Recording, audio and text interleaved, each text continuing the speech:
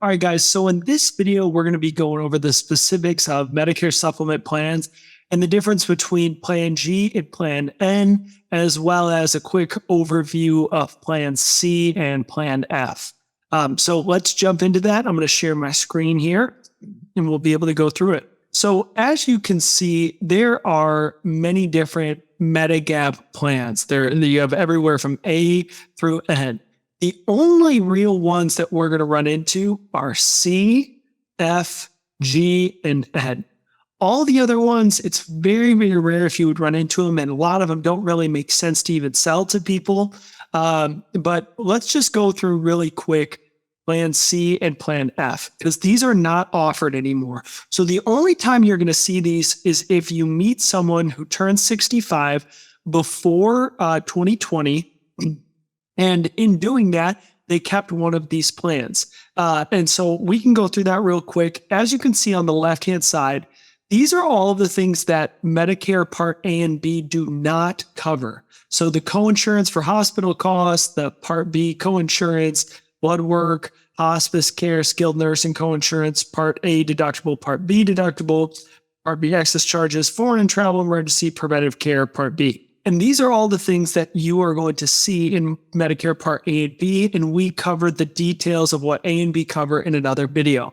And so these gap plans cover the gap that Medicare Part A and B don't cover. So the co-payments and co-insurance for Part A, and then the other 20% that Part B does not cover. So Part C and F, they used to be called the Cadillac plans. You can see how Part F covers everything 100%. And Part C covers everything 100% except for the Part B excess charges. Now, Part B excess charges are simply if the doctor does not accept the pre-approved Medicare rates for different services, the client would have to pay the up to 15% additional to those fees that the doctor wants to charge. It is very, very rare that a doctor does not comply with Medicare like that. And a lot of times you would just tell your client to go to a doctor that does, but it's just something that is included. It does happen some places.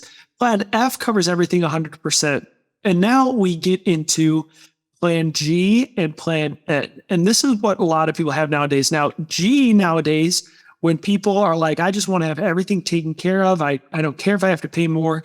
G is what they're going to want to go into. So you have all of the co-insurance and everything covered. The only thing is the Part B deductible.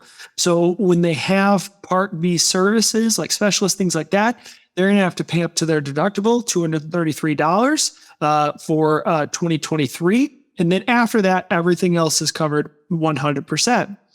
Now, Plan Gs typically start around $110, depending on the company, and then they can go for a better, more reputable company like a Mutual Omaha or something like that in the 120s. And then they increase every year after that. And same with Plan N. The difference between Plan N and Plan G, and you can show this to clients, is Plan N are typically $30 to $50 cheaper than Plan G, but they have a copay. So if you see down here, Plan N's, they have a copay for $20 for medical visits and $50 for emergency room visits if they are not admitted to the hospital. So if they go to the doctor 3 times in a month, they're going to have $20 copays each time. And in that situation, even if they were saving $50 a month, for that 1 month, that it might have been better for them to be in a Plan G. And so it's just a matter of how much the client is going to the doctor. The other thing is they do have to pay the Part B deductible on top of their co-payments, and they have to pay 100% of the Part B excess charges.